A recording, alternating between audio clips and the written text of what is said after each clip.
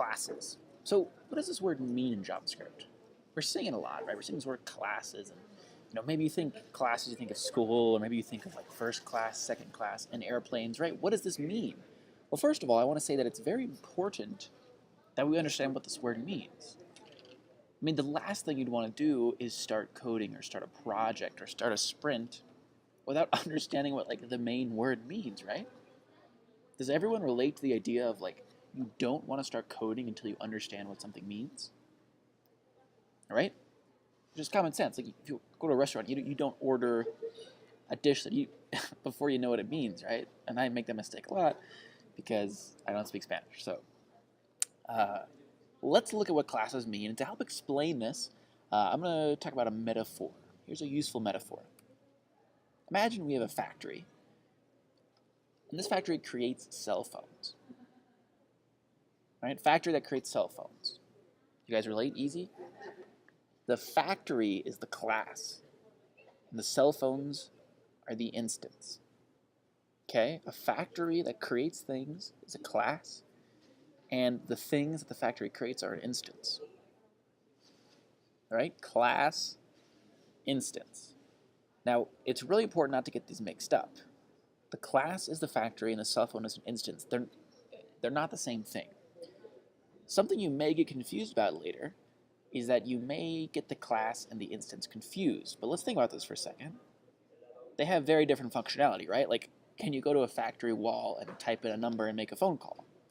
No, of course not. Can you send text with a factory? Of course not. A factory just creates things. A class creates things. It creates things that have functionality, but those things have different functionality than the factory. Can a cell phone make new cell phones? No, only a factory can. All right? So, again, what is a class? Somebody gives a random answer. Okay, exactly. A class is a thing that creates things. And what is an instance? Right, it's a cell phone. It's a thing that's actually created by the factory or by the class. So let's jump into code. This metaphor is really simple. It's going to start to get a little bit more complex as we move on. So let's look at this in code. First of all, the code I'm about to show you is complex. This code right now is what it actually looks like. This is what it actually looks like to write a class and an instance. But I'm going to use a simpler metaphor right now, so I just want to flag that this is the code you're going to have to get used to, but we're going to come back to it and simplify it for now so that it's easier to understand. This is the simplified code. This code is super intuitive. Remember, in our metaphor, we have a phone factory, and we have the actual phone instances themselves. The factory creates the phones. So for a phone factory, it's just a function. And imagine inside this function, there's some code in here that magically makes a phone, right? And then it returns the phone. So we would expect that when you invoke phone factory, you get back a phone, okay? Then down here we have phone instance. Phone instance is what happens, what's returned when you invoke phone factory. You invoke phone factory, you get a phone back. Does this code make sense to everybody? It's intuitive. We have a function that's a factory, makes phones. Thumbs check, any questions? Okay. I'm glad this is clear because it's about to get a little bit less clear. This is not actually how classes are named in JavaScript. We wish they were named like this, but the way the class and the instance are actually named is like this. Okay, so exact same code, but this is how they're actually named. Now you notice that the factory is actually called phone, and the instance is also called phone. The factory is called phone, and the actual phone is called phone. So how do we tell the difference? How do we not just get confused all the time in our code? This is very important. This is really key to remember. A class is capitalized. A class is the name of the object it creates capitalized. So phone with a capital P is the class. It's the factory that creates phones, but it's not in and of itself a phone. Do you remember how I said, if you go to a factory, you can't type in a number on the wall and make a call. In the same way, capital P, phone, creates phones. It is not a phone itself. It's a factory. It's a class, right? And the instances of the class are always lowercase. So that's the fundamental way to tell the difference. So what is a class? How do you tell if it's a class? Exactly, it's uppercase. Now, how do you tell if it's an instance? Exactly, it's lowercase. Let's run through some examples here. I'm going to quiz you guys. Don't answer out loud, though. I'm going to pick on somebody, and you can tell me if this is a class or an instance. Class or instance? You. Exactly, it's lowercase, so it's an instance. Class or instance? Pick on somebody. Exactly. It's uppercased, so it is a class. This will create cars, but it's not itself a car. Class or instance, which is kind of tricky. It's an instance, because it starts off not lowercase. Class or instance. That's right, it's a class. It's not a dog itself, it's a dog class, dog factory.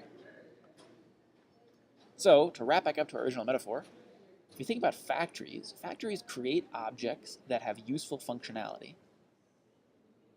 Right? Creates a phone. Maybe you can watch YouTube on this phone. Maybe you can make a call on the phone. And in that same way, classes create objects that have useful functionality. The phone class creates real phones that maybe there's a method called watch YouTube that you can, watch videos on. Maybe there's a method called make call. Right? The thing that the phone class creates are phones with useful functionality. Good. Any questions overall on your mental model of classes? Okay. Do you guys feel like you understand the difference between classes and instances? Okay. Great. So, let's move on to a phrase, a term you guys are going to be seeing a lot in this sprint, and it's tough. So I'm going to go over it with you guys. Ready? Boom. Instantiation pattern. This is a big phrase. These words are very rarely used ever in real life, so it might be foreign to you as to what this means. It's a complex word. So let's break this down step by step and figure out what this actually means. So first, let's do pattern. What is a pattern? Well, it's a great question, and I want to investigate by looking at some code. So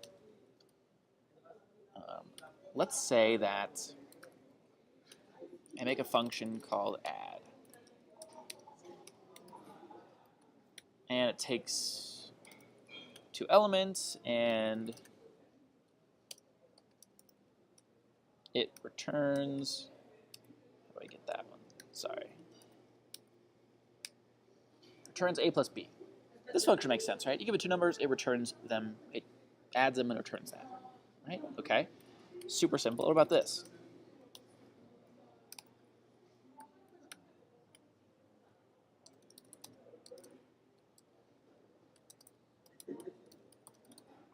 Okay, what does this function do?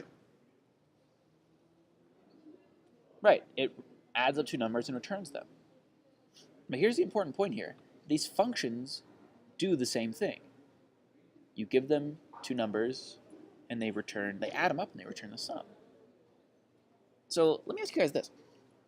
I would like to hear some opinions about which one is better. Which one is better? Now, teacher's note, the goal here is to get people to just come up with reasons why one's better than the other. The reasons will probably be nonsense, but the important point is you want them to kind of have an opinion on which one's better. Hopefully you'll hear different opinions on which one's better. Okay, great. Great, we heard a lot of opinions on which one's better. Okay, now, here's the big punchline. None of these is like objectively better. You may prefer one over the other for various reasons, but they're not objectively better than the other. Like, you may like this definition because you think it's shorter and looks cleaner. On the other hand, you may like this function because you think it's more obvious what it's doing. Right? You think like this, what is it returning? Or this, it's clear it's returning the sum. Right? That is what a pattern is. A pattern is 2 different ways to achieve something in code. Different code that achieves the same result. The code on the top is different than the code on the bottom, but they end up doing the same thing. Right? And there may be reasons to, change, to choose one over the other. You think it's cleaner, you think it's easier to understand, or you just enjoy writing it that way. But you have to decide. It's up to you. Okay? Let's do one more example here. let's say I have something called function return largest number. Whoa, oops. A is greater than B. Sorry, I'm still gonna use my Spanish keyboard. A is greater than B, return A, else return B. Simple, right? If A is bigger than B, return A, else return B. What does this function do? You give it two numbers, it returns the largest one. Just checks them. Super easy, right? Okay, what about this? A is greater than B.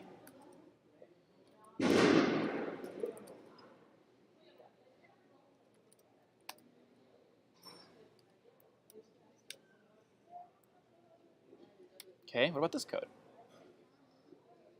Return, it's a ternary operator, so if A is greater than B, we do the first one, return A, else return B. Okay, so here's my question for you. What does this function do? Returns the largest number, right? What does this function do? It also returns the largest number. Which one should you prefer? Again, there are two different ways to achieve the same effect. They both achieve the effect of returning the largest number, but one uses an if statement and one uses a ternary operator. Who has an opinion on which one's better? You hear the opinion? Great. Again, same thing. In the end, there's no objectively better option. They're both they both do the trick, but you may prefer an if statement because you think it's clear what's happening. You may prefer a ternary because it's shorter and you think it looks cooler. Whatever they are, patterns should be thought of as different ways to write code that have the same effect. They have the exact, dictionary. They have the same effect. Patterns. There are different ways to write code that have the same effect. Okay, everyone understand what patterns mean. If you have an objective, there's different ways to write the code to do that objective, and those are called patterns. Okay, let's go to the next word, instantiation. This one's scary, but if you realize instantiation, is associated with the word instance. Instantiation, instance. So instantiation can be thought of just as another word for instance. And instantiation is an instance. Okay, and what is an instance? Someone tell me. Exactly, it's what a class creates. A class creates instances. Okay, so put them together. Instantiation patterns. Well, instance is like creating classes. Patterns is different ways to write code. So if we line this up, instantiation patterns, different ways to write classes. Right? If we go back to the factory metaphor, imagine there's different ways to, build your factory to create cell phones. Maybe one factory, first builds the motherboard for the cell phone, and then it attaches the processor, and then it puts it into the shell. Maybe another one builds the shell first, and then they put in the motherboard, and then they put in the processor. The point is they all create cell phones. They all do the same thing, but they're just different ways to build a factory. In the same way, instantiation patterns are different ways to create classes that all have the exact same effect, but the code is different. So in this sprint, you're going to come up against 4 patterns. All of these patterns do the same thing. Functional, shared, prototypal, pseudoclassical, they all do the same thing. But the code is very different. There are different ways to write code that all do the same thing. So in this sprint, you're going to be building the same thing 4 different ways. You're going to be building a stack and a queue using all 4 of the instantiation patterns. Now the reason you're going to be doing this is that the only thing that's going to change is the instantiation patterns.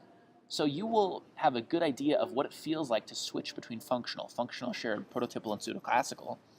And you're going to be able to speak to the differences between them. And another goal is to come up with an opinion of which instantiation pattern you prefer. Because remember, they all do the same thing. Which one do you prefer? Okay? So in your code, you'll see here, we have 4 folders, but they all have queue and stack inside them. Because again, in this sprint, you're going to be building queue and stack over and over again. But first, you're going to do the functional pattern, then the functional shared, then the prototypal, then the pseudoclassical. Got it? Any questions? Thumbs check, etc., etc., etc.